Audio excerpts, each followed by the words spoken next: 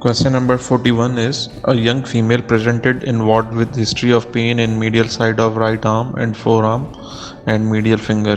There is tingling sensation by turning the head on opposite side. What is most likely cause of her symptoms? Option A, first rib. Option B, second rib. Option C, left cervical rib. Option D, right cervical rib. Option E, third rib.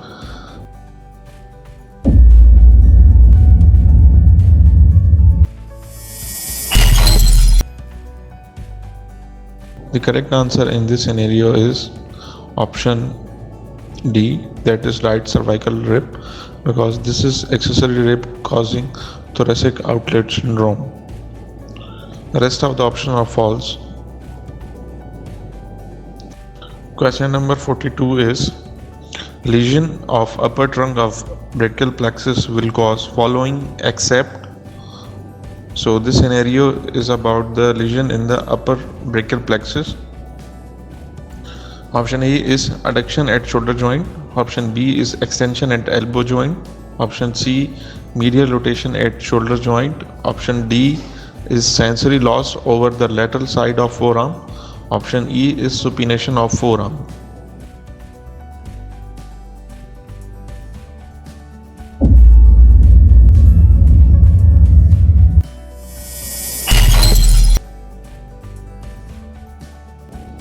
So the correct answer in this scenario is option E, that is supination of forearm is still being done with the help of biceps brachii, and that is supplied by musculocutaneous nerve, and musculocutaneous nerve has fibers from lower trunk also.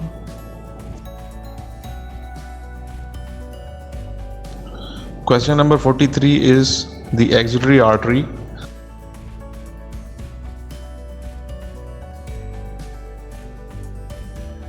Option A is extends to the lowest border of pectoralis major. Option B lies lateral to the lateral cord of brachial plexus. Option C lies lateral to the short head of biceps. Option D lies medial to axillary artery. Option E lies posterior to the pectoralis minor.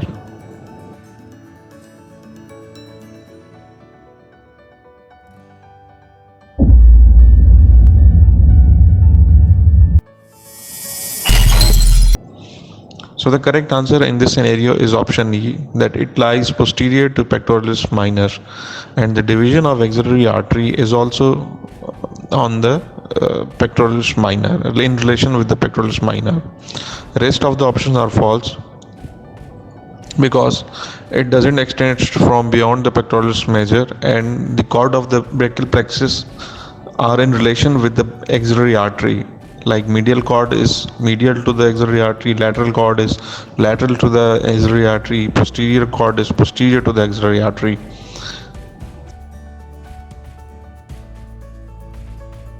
Question number 44 is a middle-aged lady complained of pain and tingling in her left hand radiating to the forearm. There was wasting of thenar eminence and weakness of abduction and opposition of thumb. Sensory loss over the palmar aspect of thumb and index finger.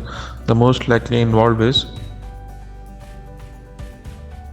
option A, circumflex. Option B, lateral cutaneous nerve. Option C, median nerve. Option D, radial nerve. Option E, ulnar nerve.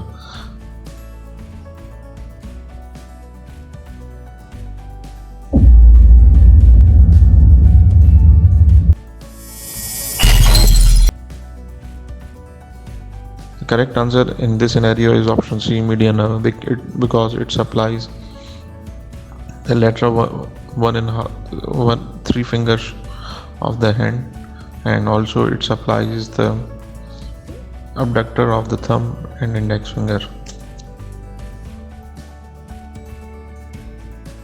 Question number 45 is if the median nerve is cut at the level of elbow joint. Option A, there is a loss of sensation in the tips of all fingers. Option B, there is usually loss of opposition of the thumb. Option C, there is complete loss of extension at the wrist joint. Option D, there is loss of abduction of the thumb. Option E, there is loss of flexion at the interphalangeal joint of the thumb.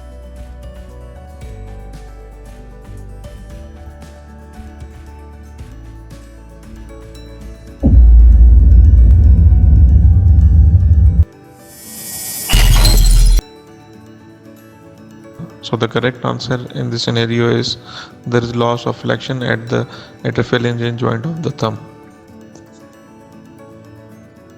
Question number 46 is muscles of the forearm. Option A, flexor carpi ulnaris is supplied by the median nerve. Option B, the tendon of flexor digitorum superficialis passes in front of the flexor retinaculum. Option C, the pronated teres is inserted to the ulna. Option D, the supinator is supplied by the D branch of radial nerve. Option E, the adductor pollicis longus is inserted into the base of first metacarpal bone.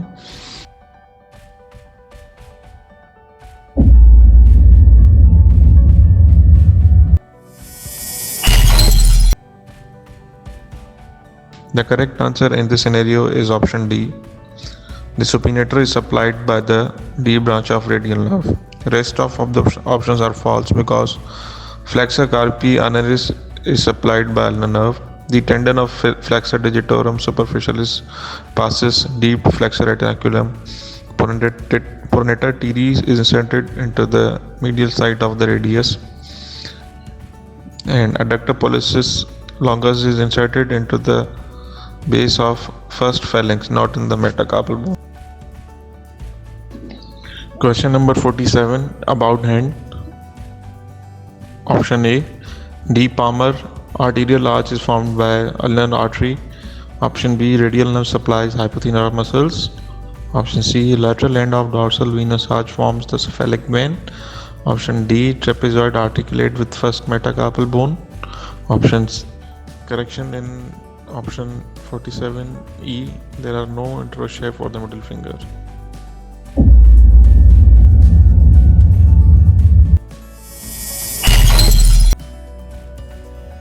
So the correct answer in this scenario is option C. Lateral end of the dorsal venous arch forms the cephalic vein. Rest of the options are false because D palmar arch is formed mainly by radial artery, and radial nerve supplies the extensors of the hand. Trapezoids articulate with second metacarpal bone, and there is single interossei for the middle finger.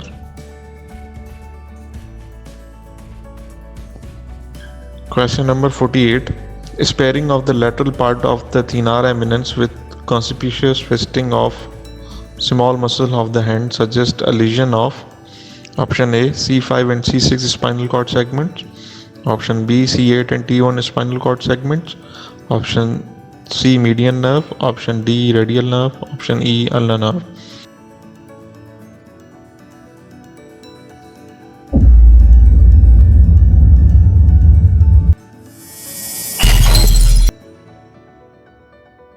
So the correct answer in this scenario is option E, that is ulnar nerve, because it supplies the hypothenar muscles. Question number 49 about flexor retinaculum. It is attached to the pisiform and hook of hamate. It gives origin to thenar muscles. Option C, median nerve passes superficial to it. Option D, median nerve passes in front of the whole breadth of it. Option E, flexor digitorum superficialis run in separate compartment deep to it.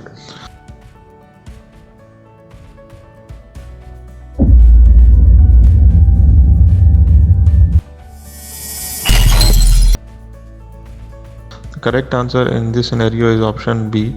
It gives to the origin of thenar muscles.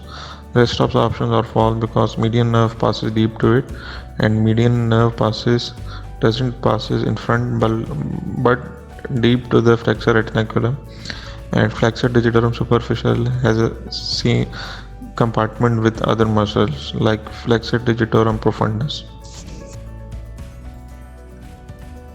Question number 50 is about axillary nerve. Option A, arises from the lateral cord of the brachial plexus. Option B passes to the back through quadrangular space. Option C supplies cutaneous branch to skin over upper half of deltoid muscle. Option D injury results in loss of adduction at the shoulder joint. Option E supplies teres major.